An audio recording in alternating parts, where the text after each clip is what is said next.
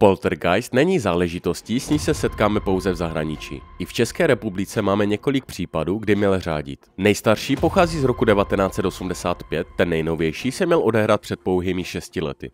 Na přelomu let 1985 a 1986 údajně řadil poltergeist v Bohučovicích u Opavy v domě rodiny Smolkových. Vše odstartují silné rány zdanlivě odnikud a v zápětí vypukne peklo. Celý vnitřek rodinného domu je postupně zdevastován. Létají předměty, posouvá se nábytek, odlepuje se omítka či kachle. Skleněná váza o hmotnosti asi 5 kg se zvedla do výšky a samovolně klesla k zemi. Popisuje například statik František Stoklasa. Úplnou destrukcí dokoná více než 20 požárů, které v domě splanou během půl hodiny. Některé z nich vypuknou i na velmi neobvyklých místech, například ohoří salám v Lednici. I když Smolkovi sezvou odborníky i policii, nikomu se nepodaří odhalit, co za neuvěřitelnými jevy stojí. Vstoupili jsme do ložnice a v ní byly konferenční stolky. Najednou se jeden ten stolek zvedl a přenesl se na postel. Pamatují si, že policajt odtamtud utekl. Byl tam třeba gauč, ale ten gauč hořel zevnitř a navrch ten oheň nešel. Když jsem odcházel, začalo z ničeho nic znovu hořet. Vzpomíná později jeden ze sousedů na policejní návštěvu. Tehdy vládnou komunisti, ale odmítají cokoliv nadpřirozeného a krajský tajemník KSČ Miroslav Mamula poltergeista dokonce úředně zakáže. Proto ze všeho obviní Tomáše Smolku, tehdy teprve 11letého vnuka majitele domu.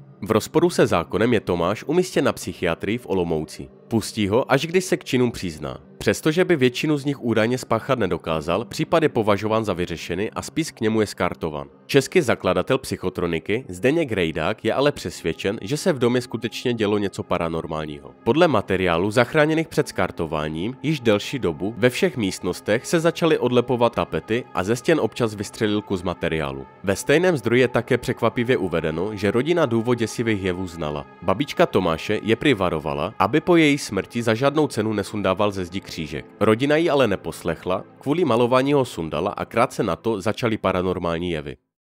To nebylo nic vidět, teprve ale rána, velká rána a tam, jak oni ty zavařeniny, jak jim popadali, tak oni ty zavařeniny poskládali jako vedle sebe.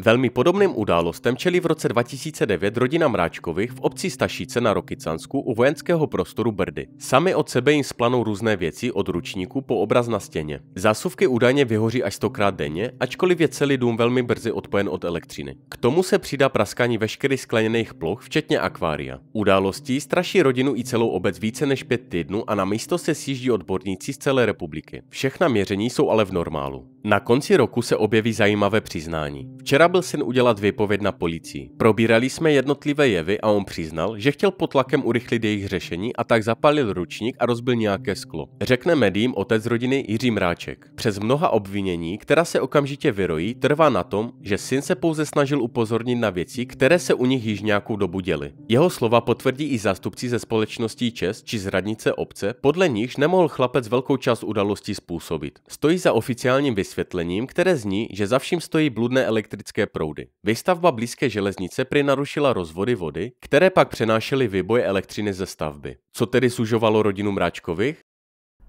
Za projevy poltergeista jsou označeny i údajné projevy tajemných sil v obci Bobrova v okrese Žďár nad Sázavou v roce 2006. V domě číslo 262, kde žije rodina Svobodových se 2 dětmi, začnou prý nejprve až podezřele často praskat žárovky, hořet zásuvky či vypadávat pojistky. V noci ke konci března pak cosi poničí vodovodní potrubí a vytopí v domě celé přízemí. Na místo jsou přivoláni dobrovolní hasiči a právě v těch okamžicích mají události vygradovat. Začnou praskat okna, střepy letají do velkých vzdáleností, dveře vyskakují z pántu. Následně se přidají výbuchy nádoby v kuchyni a padající nábytek. Vše sleduje velký počet svědků. Kromě rodiny a hasičů jsou na místě také všichni sousedé, ale nikdo nedokáže pochopit, co se děje. Možné to není, ale pravda to je. Říká na záznamu telefonátu na operační středisko jeden z hasičů.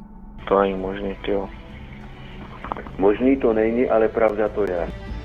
Do Bobrové vyrazí po pár dnech i vědci z Akademie věd. Snaží se zachytit změny elektromagnetického pole nebo seismickou aktivitu. Nic z toho se jim ale zaznamenat nepodaří. Později se objeví spekulace, že se většina děsivých jevů soustředila na 13letého syna Svobodových. Podle anonymního svědectví se pod chlapcem sama vznítila postel a co si ho prý pronásledovalo tak, že se zroutil vyčerpáním. Ačkoliv se dění v domě postupně uklidní, rodina se přesto musí mít delší dobu na pozoru. V domě se totiž opakovaně objevují drobné ohně. Vše prý ustane až v době, kdy Svobodoví přestanou používat svou starou studnu a napojí se na obecní vodovod. Já ti můžu říct akorát tolik, že jsem stál na chodbě a teď poslouchej. Dveře v chodových sami vysadili z pantu a spadly na zem. Dozvatné. Před mýma očima. Přijel statik, začal to procházet, vlezl do ložnice, spadla skříň, statik se zbalil a ujel.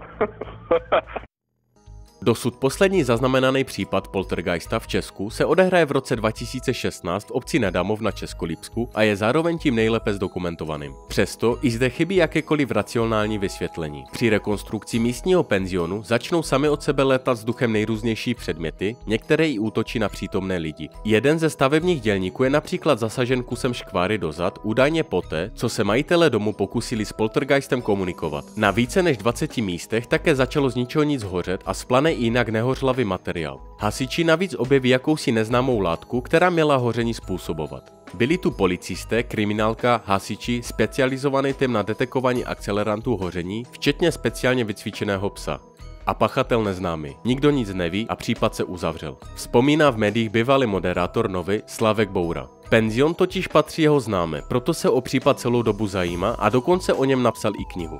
Ačkoliv policie přiznává, že pachatel zůstává neznámý, cokoliv nadpřirozeného vylučuje. Majitelé domu přesto pozvou i odborníky na paranormální jevy. Česká léčitelka a psychotronička Renata Lopourova jim údajně potvrdí, že v domě jsou rovnou 4 parazitické entity. Mají být spojené se starším mužem, který s rodinou žije. Pan byl v nemocnici v narkóze, kde nejčastěji dochází k převtělení. 3 tyto entity byly duše, jedna byla démon. Všechny se živili duševní a životní energií muže, vysvětluje Lopourova. Po jejím zásahu se prý jevy zmírní, přesto k nim v omezené míře v penzionu dochází dodnes. Od ledna 2017 se sem tam něco přihodí, ať vizualizací, spánkovou paralýzou nebo zvuky, ale už nic strašného, říká bývalý moderátor Boura.